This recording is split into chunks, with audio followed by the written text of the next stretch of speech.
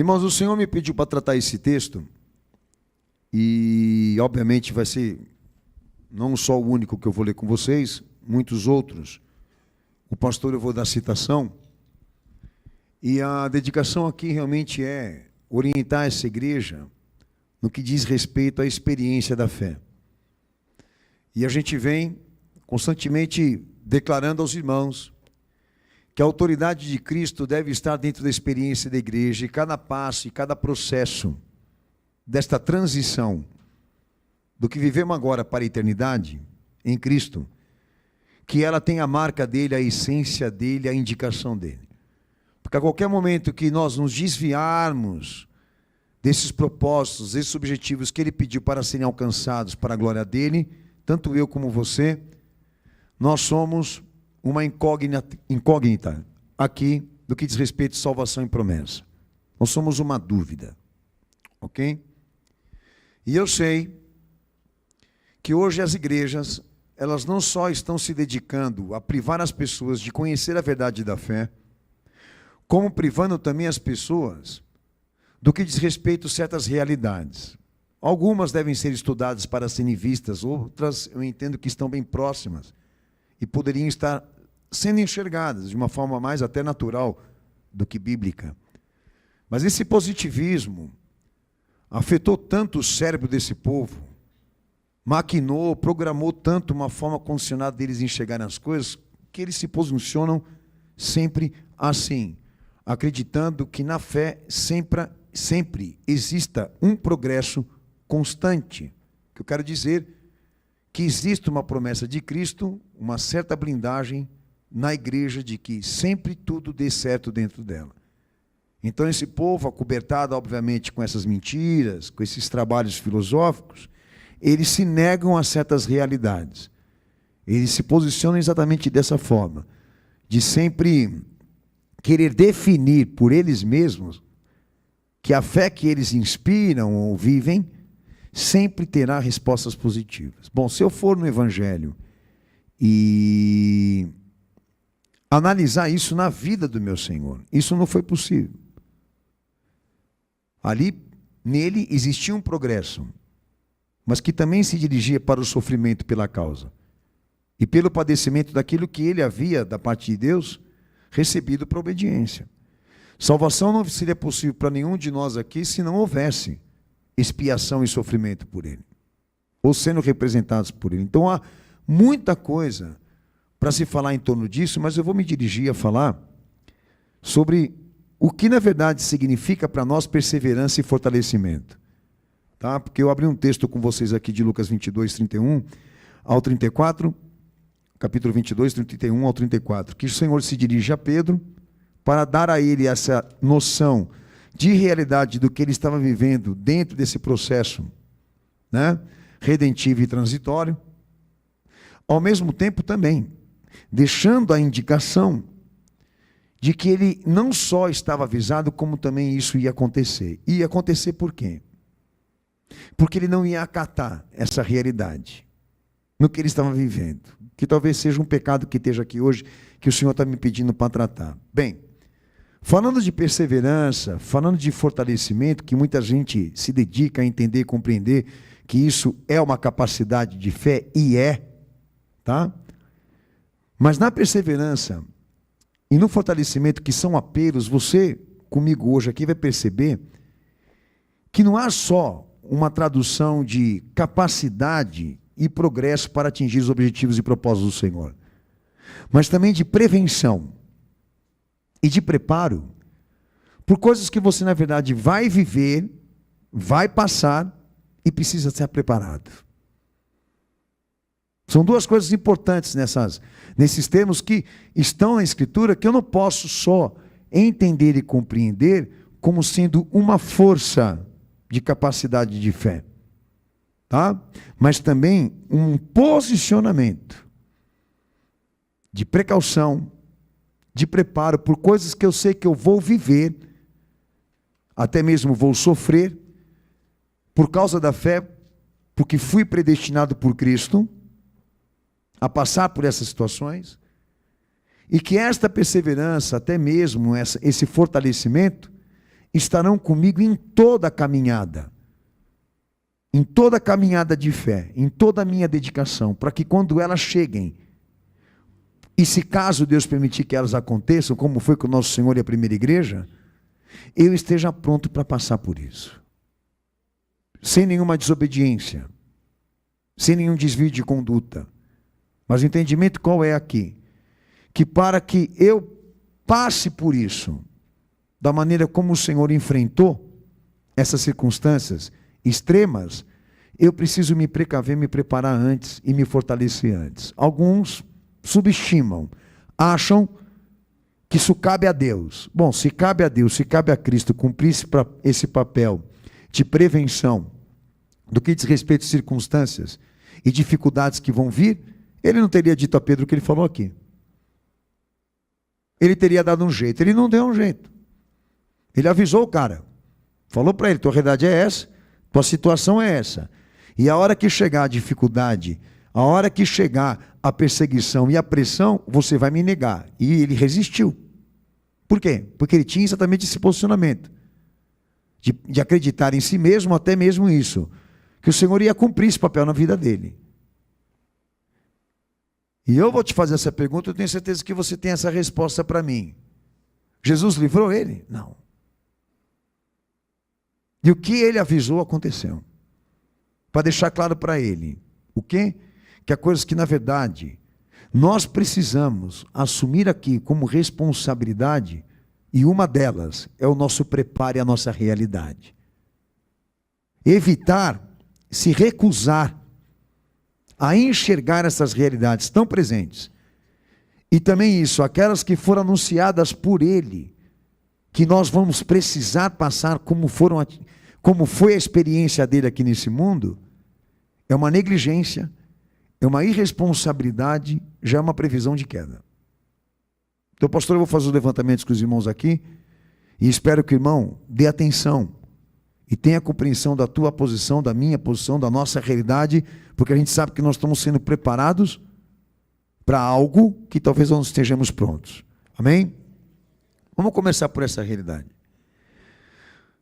Queria que os irmãos abrissem o texto de Efésios 6,18, porque quando a gente fala de perseverança, eu ainda vou chegar no fortalecimento lá para frente, desse apelo sobre perseverança, indica o termo como sendo, biblicamente, como sendo persistência, que é um básico, né, do termo.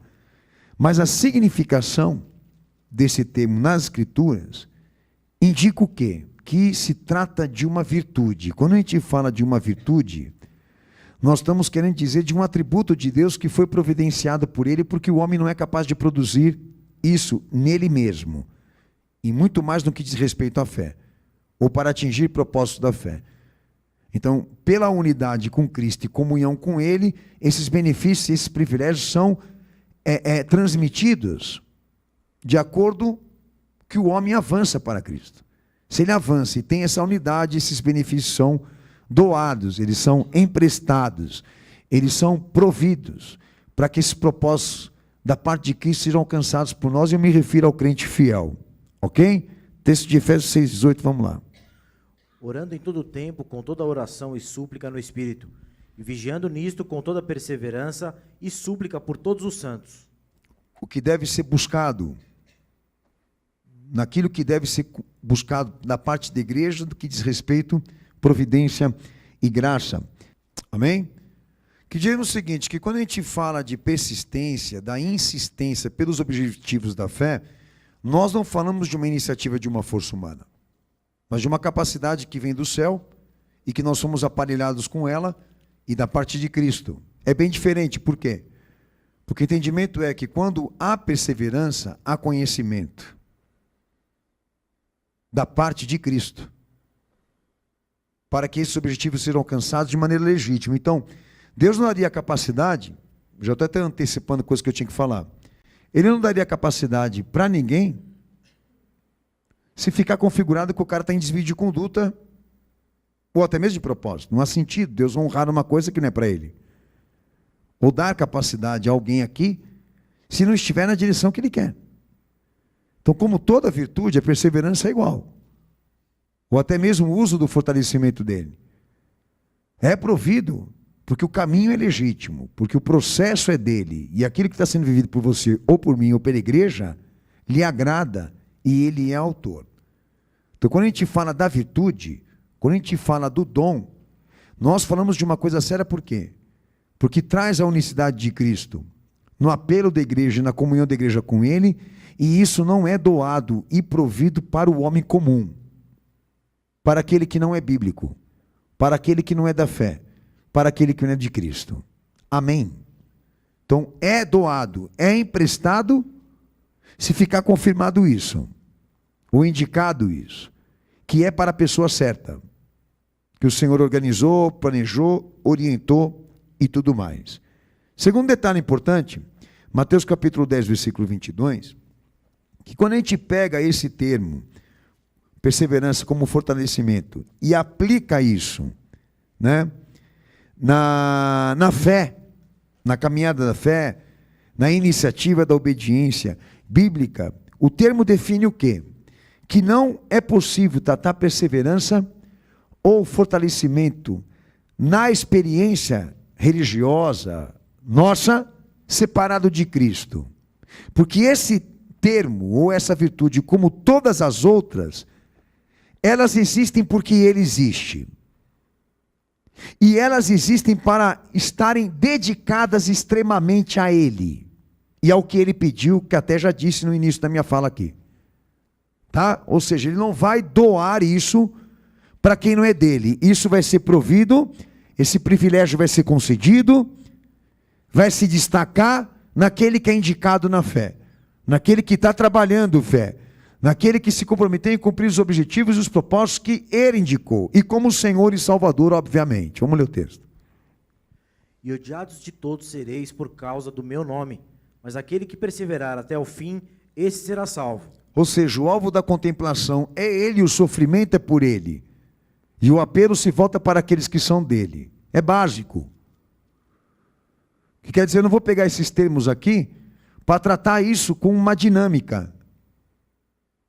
Com uma dinâmica humana. Eu não tenho condição de fazer isso, é fraude. A perseverança, como fortalecimento, são apelos que devem estar entre aqueles que estão confirmados na fé. E se vierem da parte de Cristo, vai vir diretamente para aqueles que são do discipulado. Para aqueles que estão vivendo o processo, como também a transição desta redenção por uma eternidade com Deus.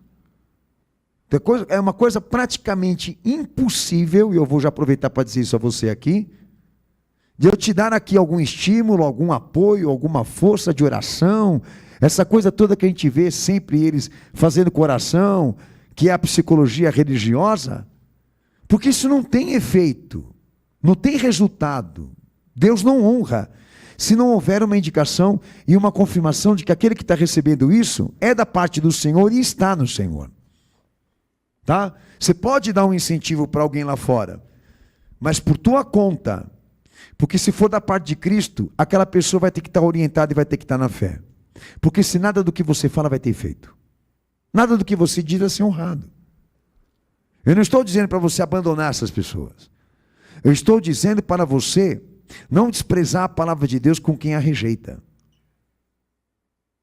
Porque o nosso papel aqui não é gestor. Nós não somos coach. O nosso trabalho aqui não é filosófico. É entender esse terreno onde Deus quer operar. E se ele foi trabalhado aqui da maneira como Jesus pediu.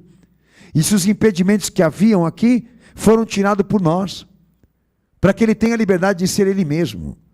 Assim como também semear a sua palavra, que foi o que ele pediu à igreja. Então nós não podemos ignorar isso. Que existe uma lei de participação aqui a ser obedecida por mim e por você, para que Deus cumpra a dispensação.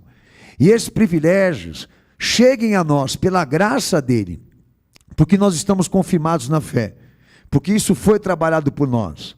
Nós não somos aventureiros, nós não somos público, nós não somos ouvintes, nós somos discípulos. Vocês precisam separar isso da verdade. A verdade não é aparência, a verdade é a essência. Ela é plena, ela é absoluta. Mas tem gente que quer unir as duas coisas e não vai conseguir, porque ele Não trabalhou a perspectiva de uma igreja existindo por ele, feita de público, feita de fanáticos e simpatizantes, mas daqueles que se sujeitavam a ele e que ele confirmava. Vá em busca disso, privilégio vem. Se Cristo não for confirmado na tua vida, o resto não chega. Você pode ter igreja, você pode ter pastor, você pode ter o que você quiser. Entendeu? Que eu entendo essa visão como mais uma visão política, relacional, relacionista, do que uma realidade na fé. A realidade na fé é essa, Cristo em nós.